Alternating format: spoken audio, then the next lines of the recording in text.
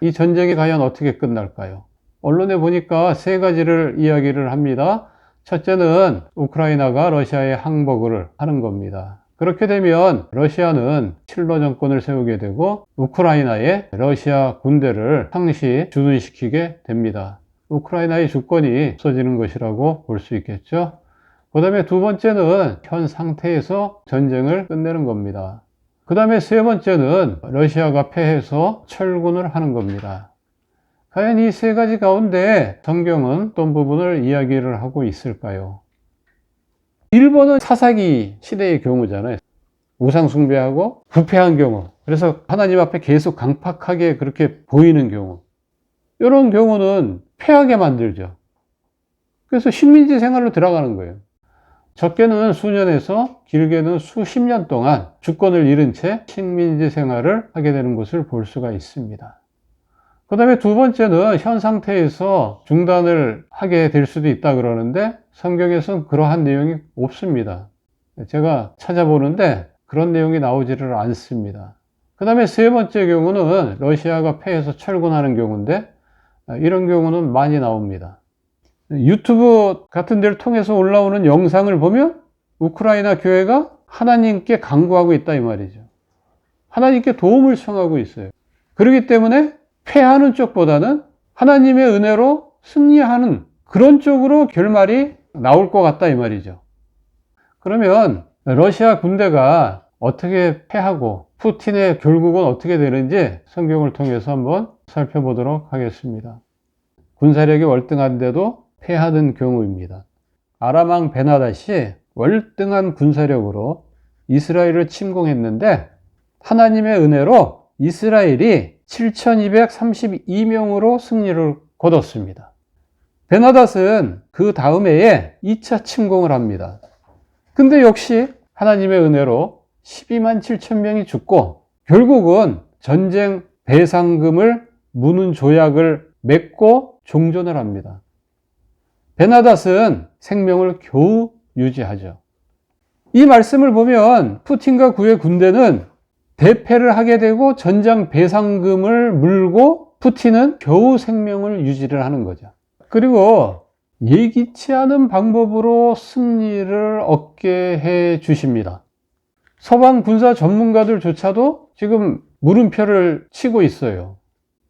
어떻게 세계 2위인 군사대국인 러시아가 우크라이나한테 이렇게 힘을 못 쓰고 있는가?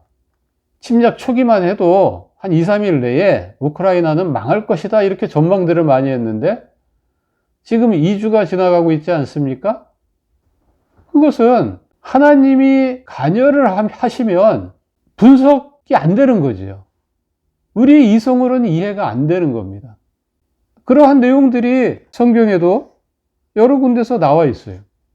그것은 적군이 그 침략해 오는 길을 알려준다든가 또는 눈을 멀게 해서 패하게 한다든가 또는 물을 햇빛에 반사시켜서 패하게 만든다든가 또는 큰 군대 소리를 들려줌으로 인해서 다 무서워서 도망가는 그런 결과가 나온다든가 여호와의 사자가 한 번에 쳐가지고 갑자기 18만 5천 명이 죽었다든가 무기에 의해서 죽은 게 아니고 뭐 갑자기 이유도 없이 죽었어야 했든가 그래서 패해버렸다든가 뭐 이런 경우죠. 과연 오늘날도 이런 또 비슷한 경우가 일어나는지 우리가 살펴보면 알 수 있겠죠. 그리고 푸틴 같은 경우도 성경을 보면 자기 아들에 의해서 죽는 경우도 있고 죽지는 않지만 굴욕적으로 살아가는 그런 경우도 있고 또 희한하게 한 여인에 의해서 갑자기 죽는 경우도 나오고 암살자에 의해서 죽는 경우도 성경에 보면 나오고 다양한 그런 경우들이 나오죠. 과연 어떤 경우로 하시려는지 기다려보면 알 수 있겠죠. 러시아는 사실 쉽지 않아요, 지금. 혹시라도 이겨도 사사시대 때 보면 나중에 패해요.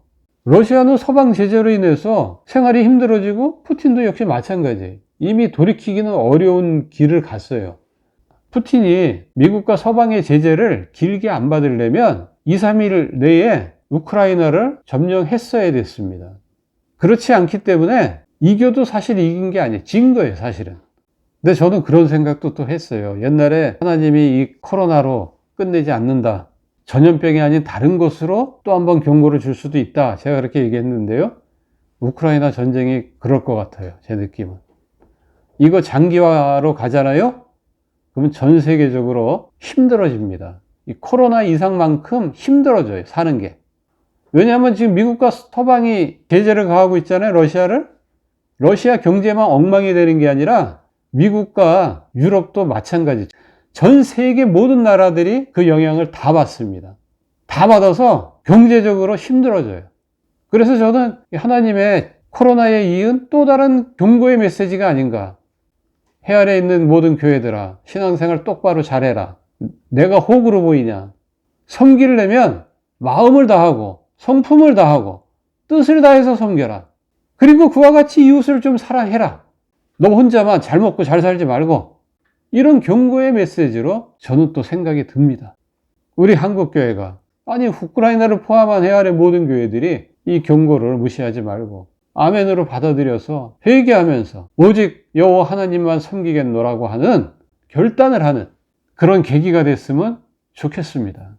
하나님을 잘 섬기는 저와 여러분이 되기를 주의 이름으로 축원합니다.